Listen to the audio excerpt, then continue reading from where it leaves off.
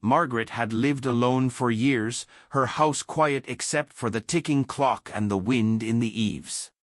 She thought her heart had grown too tired to change, until she heard a weak cry outside, and found two dark eyes staring up at her from the rain-soaked grass. Margaret was used to the sound of rain on the roof, steady, familiar, something she could measure her days by. It had been like this since Harold passed away 3 winters ago. Her mornings were quiet now, the kettle whistling for 1 instead of 2, the clock ticking too loudly in the kitchen. She rarely opened the door to visitors. That afternoon, the rain came in soft sheets, blurring the outline of the forest beyond her yard. Margaret had just set down her tea when she heard it, a sound so faint she almost mistook it for the wind. A thin, high-pitched cry, not quite human, not quite anything she'd heard before. She stood still, listening. There it was again, closer this time. Pulling on her boots, she stepped out into the yard. The rain tapped against her shoulders, the smell of wet pine heavy in the air. She followed the sound toward the edge of the trees, her eyes scanning the undergrowth. And then she saw it. A small, brown shape huddled in the grass, barely moving. Its fur was soaked through, matted against its tiny frame. When it lifted its head, 2 dark, glassy eyes met hers. A bear cub. Margaret froze, her mind racing. She'd seen bears before, mostly at a distance, but never like this. This one was too small to be alone. It looked no older than a few months, its legs trembling under its weight. She glanced around instinctively for its mother, her gaze sweeping the tree-line. Nothing. No movement. No sound but the rain. The cub gave another weak cry, swaying slightly where it stood. Margaret took a careful step forward. "It's all right," she murmured, her voice soft, though she knew it couldn't understand her words. She crouched, keeping her movements slow. The cub didn't run. It just stood there, shivering. Margaret's heart ached. She'd been shivering like that once, not from cold, but from the hollow, shaking weight of losing Harold. She knew what it was to feel small in a world that suddenly seemed too big.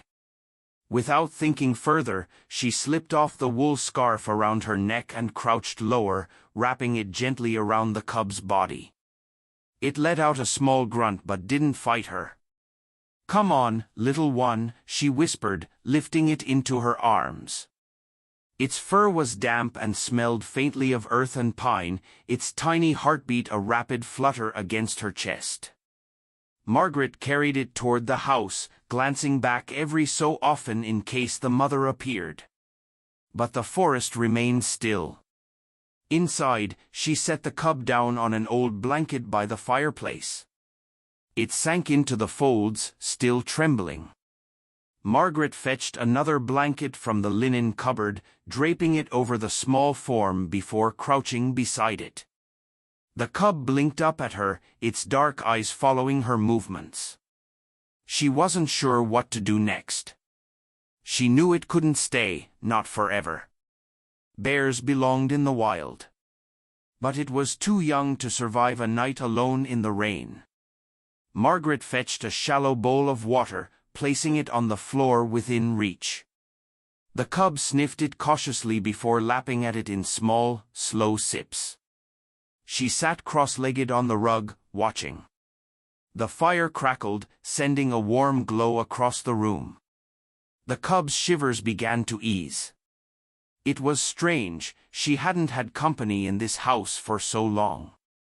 And yet, the presence of this small, fragile creature filled a space she hadn't realized was still empty. Hours passed without her noticing. By nightfall, the cub had curled into a tight ball beneath the blanket, its breathing slow and steady. Margaret rose quietly, pulling another log onto the fire before turning down the lamps. In the kitchen, she paused, leaning against the counter. She could feel something shifting, not just in her house, but inside herself. For the first time in years, she wasn't entirely alone. Margaret barely slept that night. Every few hours, she would wake to the soft crackle of the fire and glance toward the living room. The cub hadn't moved far from the blanket, though once she caught it peeking out at her from under the edge, its dark eyes reflecting the firelight. By early morning, the rain had slowed to a mist, the pale light of dawn seeping through the curtains. Margaret padded into the living room, her slippers whispering against the rug. The cub lifted its head at the sound, blinking as though still half asleep.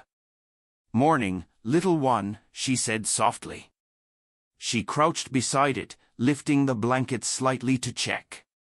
Its fur was still damp but no longer dripping, the shivers had subsided. When she reached out to touch its head, the cub leaned into her hand just enough for her to feel the warmth beneath its fur. It was hungry, that much she could tell. She had no idea what cubs this young ate, but she remembered hearing once that milk could help. She warmed a small pot on the stove, testing the temperature on her wrist before pouring it into a shallow dish. At first, the cub only sniffed it, uncertain. Margaret dipped her fingers in the milk, letting a few drops fall near its mouth. It licked cautiously, then began lapping at the dish with a soft, rhythmic sound. Margaret smiled without realizing it.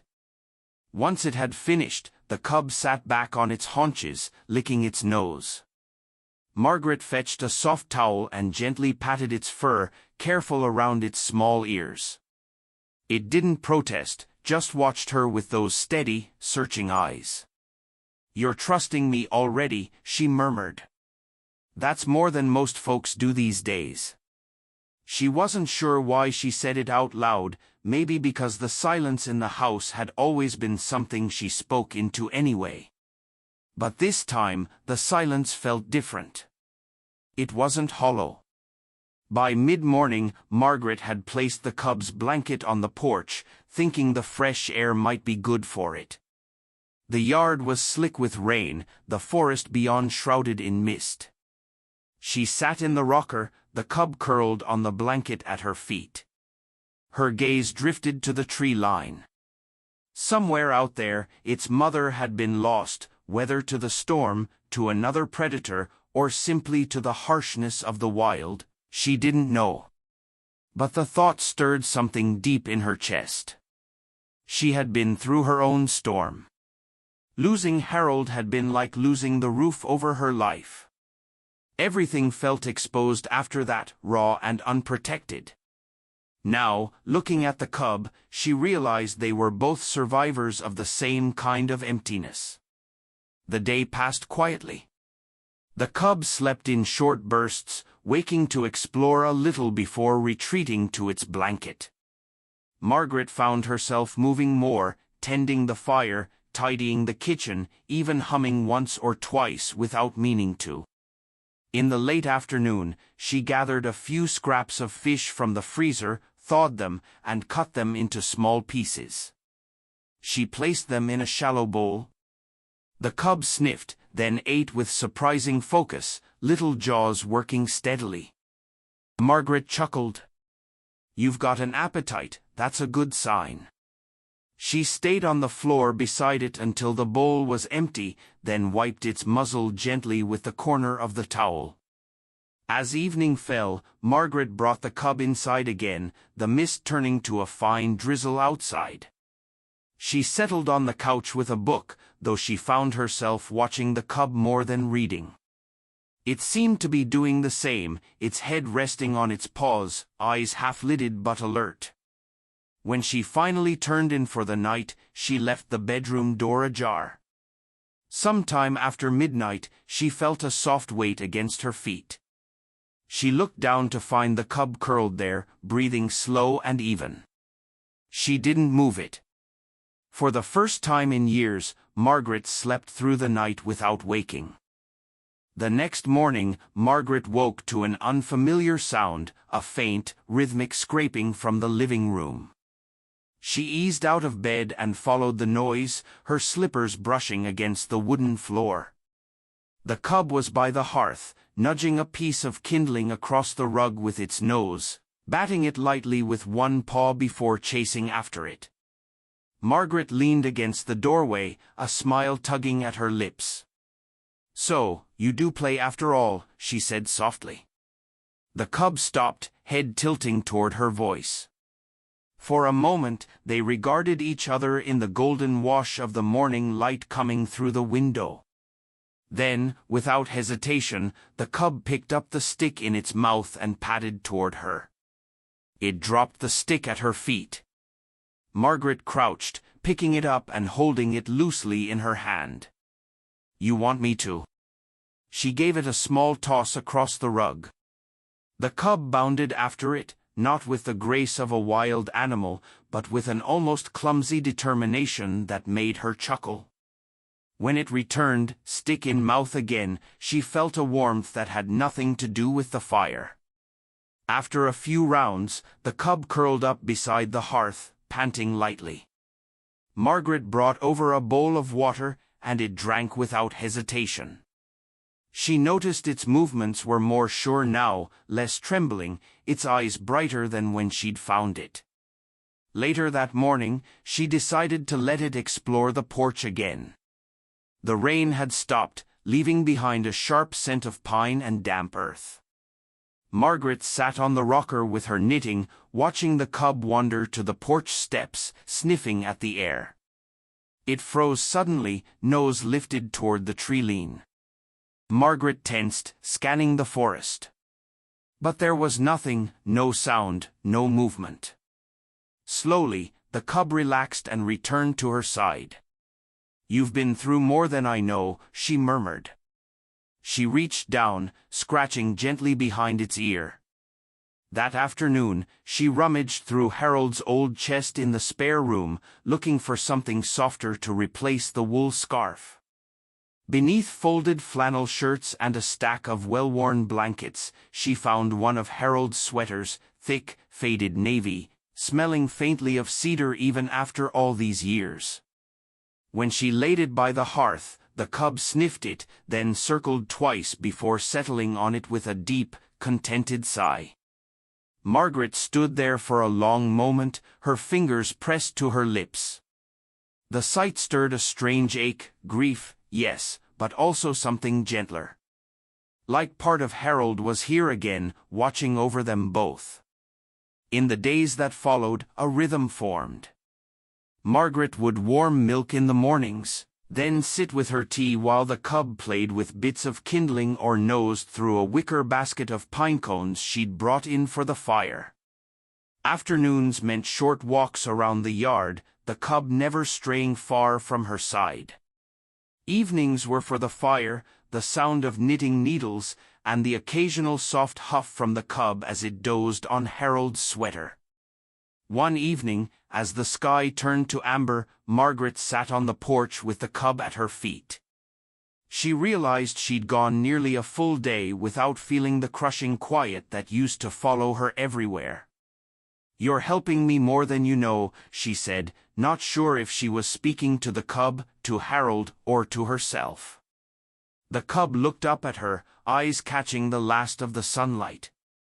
And Margaret felt, deep down, that they both understood, in their own ways, that they were mending something broken.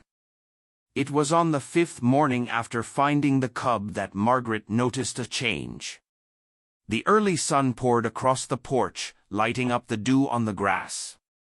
Margaret had set her tea on the railing, watching the cub nose through a patch of dandelions near the steps. Normally, he'd wander in a small circle before curling up at her feet again.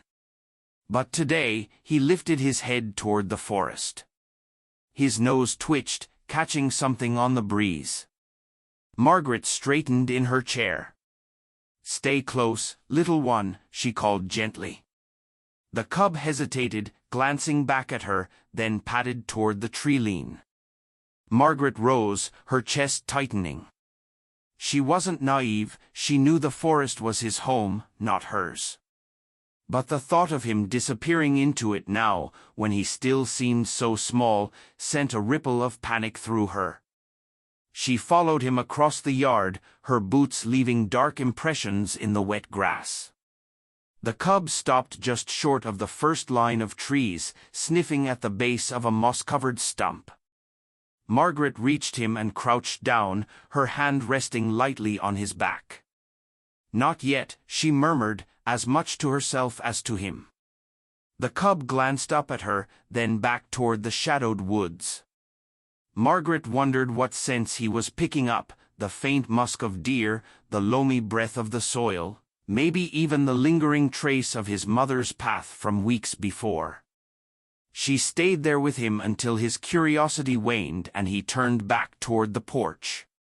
Inside, she couldn't shake the image of him vanishing into the trees. She busied herself with the usual chores, folding laundry, refilling the woodpile, scrubbing the kitchen counter, but her mind kept drifting to the question she hadn't yet wanted to ask herself: how long could she keep him here? That evening, as the sun dipped low, she sat on the couch with the cub sprawled across Harold's old sweater. His breathing was deep, steady. Margaret reached down and traced a finger over the fur between his ears. "You'll have to go back someday," she whispered. The words felt heavier than she expected. But, not yet. The next morning, she decided to take him for a short walk beyond the yard, just far enough to stretch his legs, but not so far she'd lose sight of home. She tucked a piece of Harold's sweater into her pocket, a talisman of sorts. The cub trotted ahead, pausing every few steps to sniff at ferns or paw at fallen branches. The forest felt alive in a way Margaret hadn't experienced in years. The air was damp and cool, carrying the faint trill of birds deeper in the canopy. They didn't go far, maybe 100 yards, before turning back. But in that short time, Margaret realized she was breathing easier, her steps more sure. The cub glanced back at her often, as if making sure she was keeping up. It made her smile, and somewhere in that smile was the quiet recognition that he was protecting her, too, in his own way. Back at the cabin, she boiled water for tea while the cub sprawled on the porch in a patch of sun.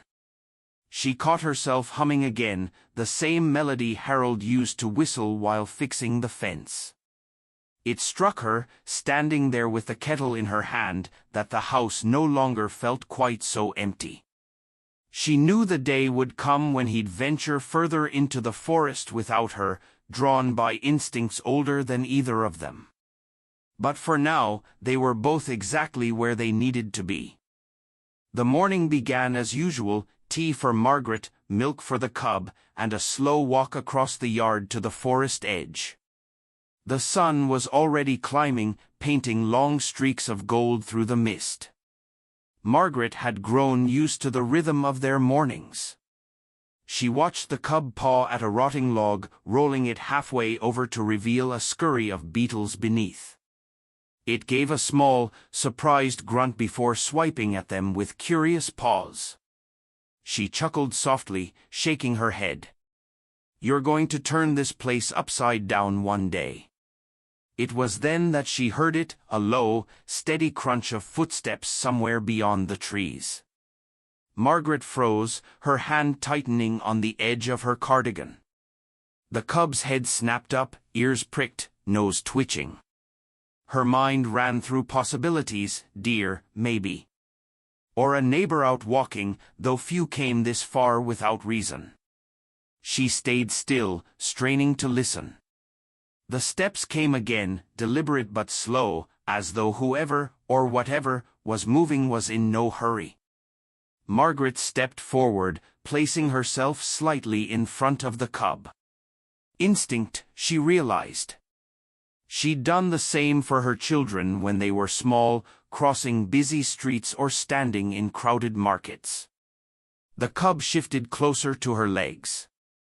"Easy now," she whispered, her eyes fixed on the tree-line. A shadow moved between the trunks, tall and broad-shouldered. Margaret's heart thudded. For a moment, she thought it might be another bear, an adult, perhaps a male, and if so, far more dangerous. But then the figure stepped into the light. It was a man, tall, wrapped in a weathered jacket, a cap pulled low over his brow. He carried a rifle slung casually over his shoulder. Margaret's stomach tightened.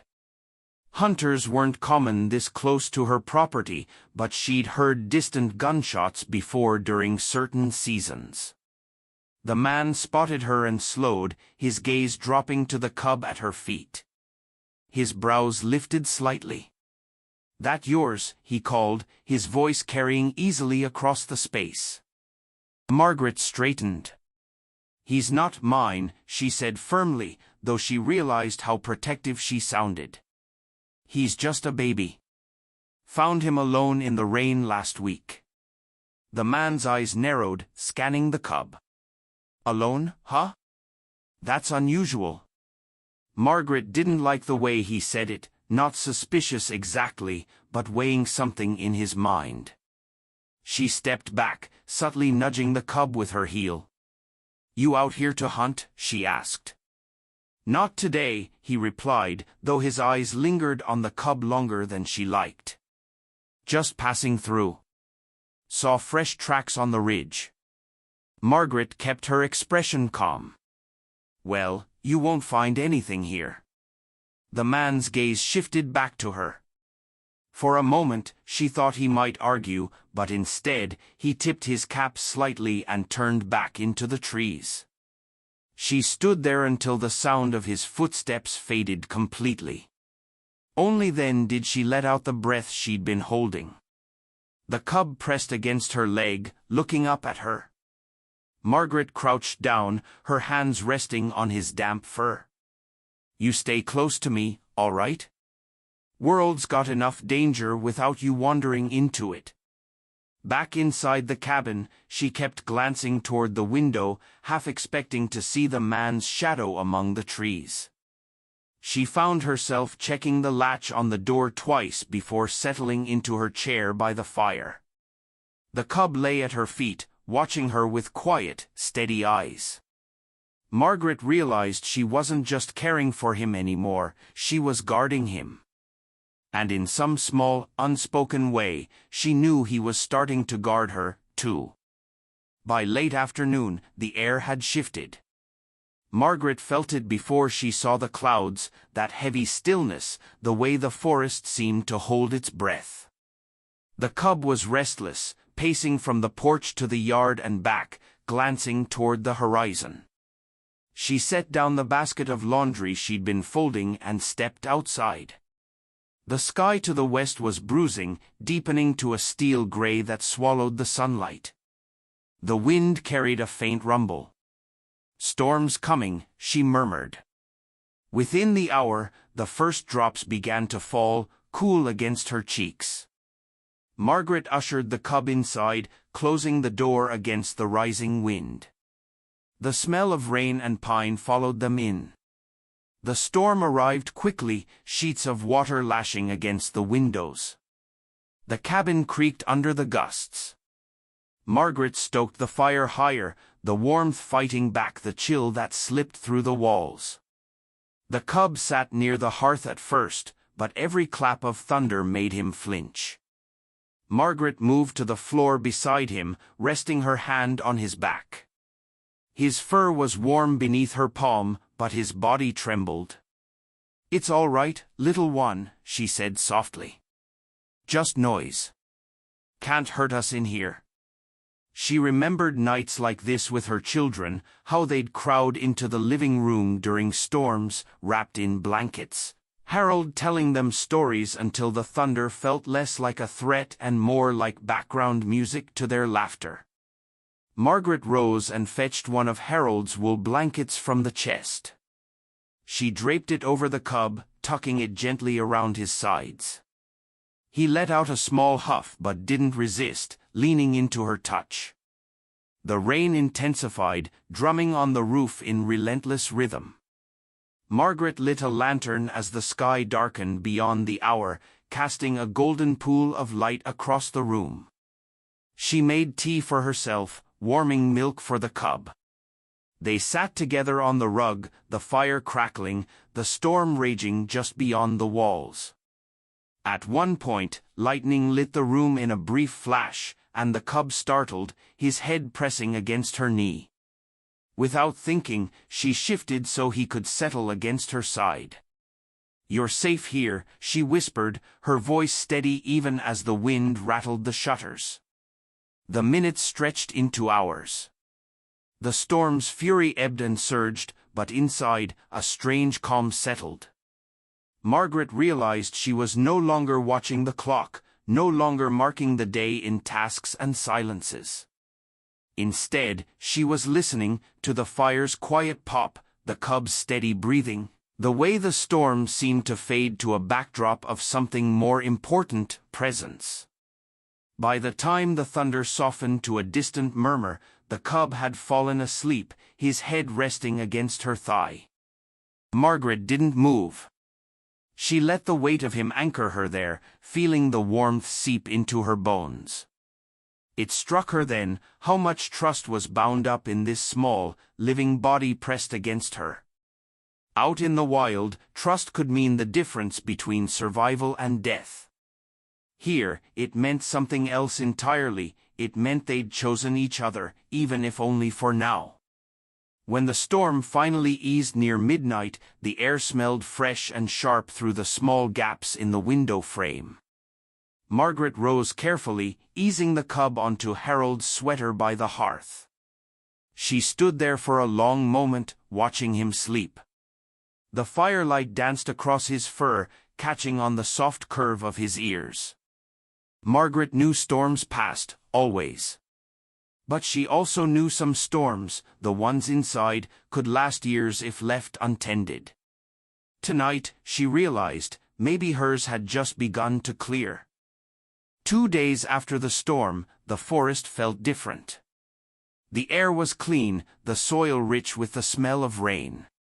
Shafts of sunlight pierced through the pine canopy, turning droplets on the leaves into tiny prisms. Margaret sat on the porch steps with her tea, watching the cub paw through the wet grass. His steps were more confident now, his nose always searching, testing the breeze for new scents. She noticed he was wandering further than usual, still within sight, but with a pace that suggested a purpose. When he reached the tree-line, he stopped and looked back at her. Margaret set down her tea. "Not too far," she called, though she knew he couldn't truly understand the words. But maybe he understood her tone, because he lingered there a moment longer before stepping into the shadows of the trees. Her heart tightened. She waited, eyes fixed on the spot where he'd vanished. The minutes stretched.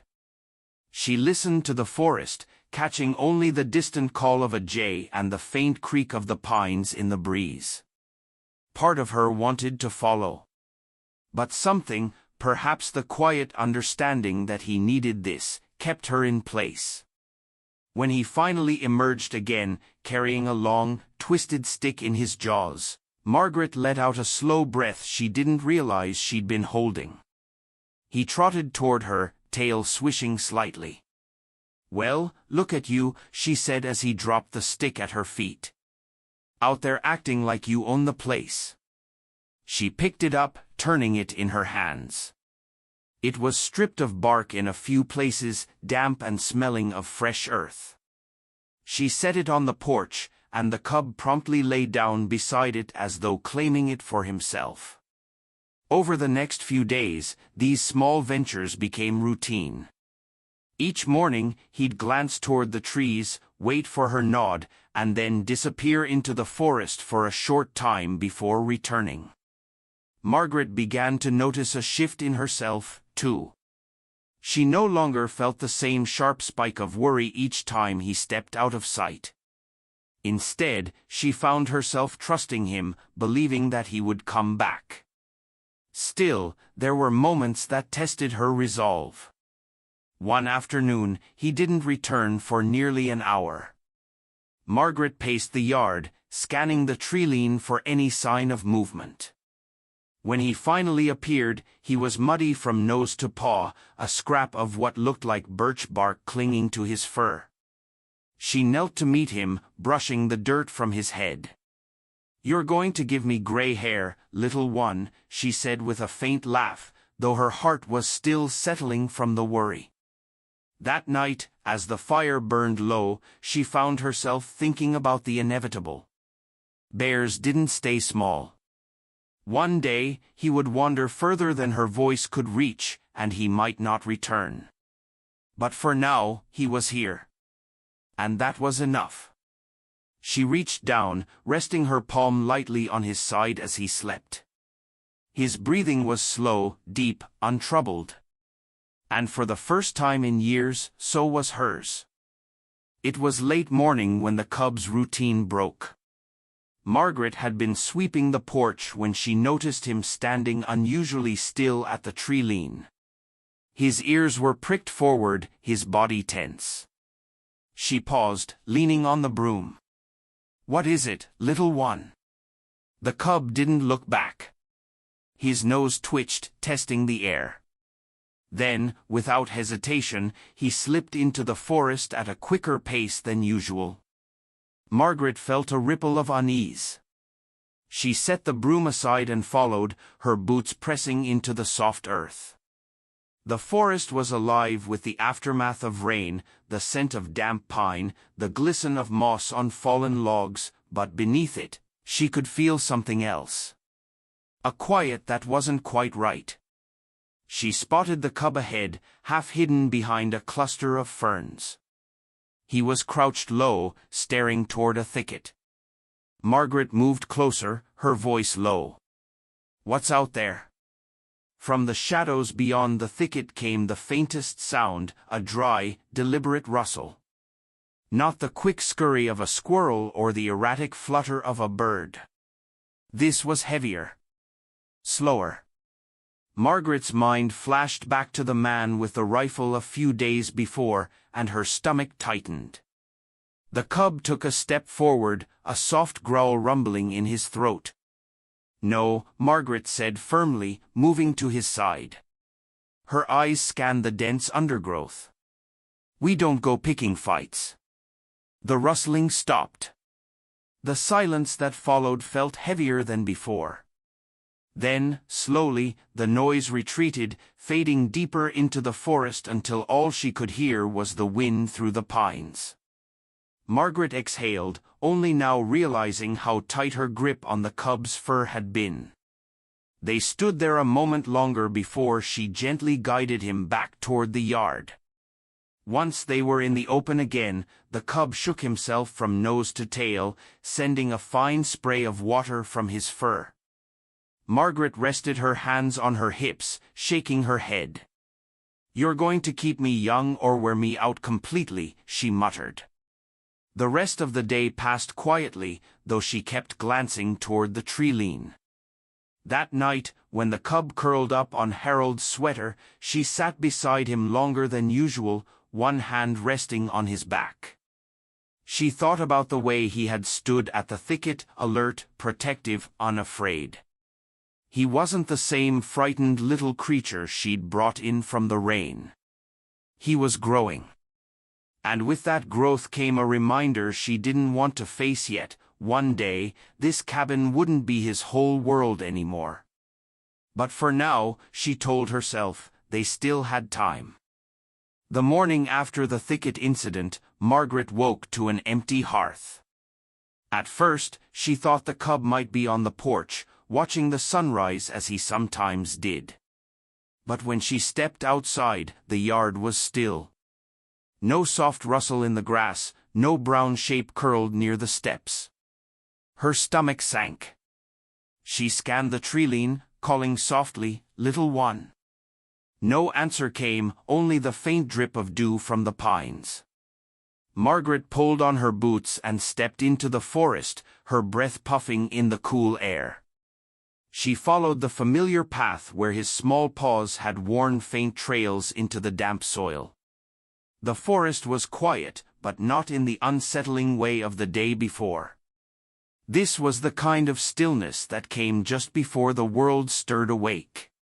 She spotted him at last, near a clearing she hadn't visited in years. He was sniffing around the base of a massive fallen log, pawing at the moss. When he heard her approach, he looked up, his expression, if a bear cub could have such a thing, almost guilty. Margaret knelt, brushing pine needles from her sleeve. "And just what are you doing out here without me?" He ambled toward her, but his glances kept darting back to the log. Curiosity tugged at her, and she stepped closer. The ground here was rich with wild flowers, small yellow blossoms pushing through the moss, ferns curling in the shade. The log itself was slick with age, its hollow center dark and cool. She imagined him discovering places like this on his own one day, roaming miles beyond her cabin. It was what he was meant for, she knew. Keeping him forever was never the plan, couldn't be the plan. But knowing it and accepting it were two different things. Margaret sat on the log, the cub pressing his side against her knee. "If you ever do decide to leave, you'd better know you've ruined me," she said softly. "House will be too quiet all over again." The cub lifted his head, eyes catching the morning light. For a long time, they stayed there, surrounded by the sound of the forest waking, the soft whir of wings overhead, the distant creak of trees shifting in the breeze. Finally, she stood, brushing off her hands. "Come on. Let's head home before I start talking myself into locking the door on you." Back at the cabin, she fed him his warm milk, and he drank without pause. Watching him, she realized something had shifted in her heart. It wasn't just that she wanted to keep him safe, she wanted to see him thrive, even if that meant watching him walk away someday. And for the first time, she thought maybe she'd be ready. The first frost came early that year. Margaret woke to a yard silvered with ice, the grass brittle beneath her boots. The air was sharp and clean, each breath a cloud before her. The cub, though he was larger now, nearly up to her waist when he stood on all fours, padded beside her as they stepped toward the forest. His coat had thickened, a deeper brown, his movements more deliberate. Margaret noticed the way his gaze lingered on the trees lately, as if mapping routes she couldn't see. That morning, he led her to the clearing beyond the fallen log. She recognized it instantly, the place where they'd sat together weeks ago, the flowers now wilted under frost. He sniffed around for a moment before sitting back on his haunches, watching her. Margaret crouched beside him. "What is it, little one?" The cub turned toward the deeper forest, then back to her. He repeated it, looking away, then meeting her eyes. A subtle invitation. Margaret felt it then, the quiet weight of understanding settling over her. This wasn't just a walk. This was a goodbye in the only way he knew how to give it. Her throat tightened. She reached out, running her fingers along the thick fur at his neck. "You're ready," she whispered. The words stung, but they were true. For a moment, neither of them moved. The forest around them was still, as if holding its breath. Then, slowly, the cub rose and stepped toward the trees. He paused once, looking back at her, really looking, in that deep, unblinking way that seemed to press something into her memory. Margaret smiled through the blur in her eyes. "Go on, then." He turned and vanished into the pines, his shape folding into the shadows until there was nothing left but the faint rustle of leaves. Margaret stayed in the clearing long after he was gone, her hands pressed to the wool of Harold's cardigan for warmth. The ache in her chest was sharp, but beneath it was something else, pride, maybe. Gratitude. She walked home alone, the frost crunching under her boots. Inside the cabin, the air felt heavier, the silence immediate. She set the kettle to boil, moving slowly, her gaze drawn to the empty spot by the hearth where Harold's sweater lay folded. When the knock came at the door, she thought for a moment she'd imagined it. It was too light, too deliberate to be the wind. Margaret opened the door and froze. There, on the porch, was the cub, or rather, the young bear he'd become. His fur was damp with morning frost, his breath visible in the cold air. And in his mouth, he held something, a long strip of birch bark, the edges chewed, but wrapped around a cluster of yellow wildflowers. He dropped it at her feet, meeting her eyes once more. Margaret knelt, her fingers brushing the frost from his fur. "You came back," she murmured, her voice breaking. The bear lingered just long enough for her to understand this wasn't a return to stay. It was a visit. A promise that he remembered. Then, with one last look, he turned and padded back into the forest, his shape fading into the white breath of winter. Margaret stood there a long time, the flowers cradled in her hands, the frost melting against her skin. The house would be quiet again, yes, but she knew now that quiet didn't have to mean empty. Because somewhere out in the trees, there was a bear who would never forget her. And she would never forget him.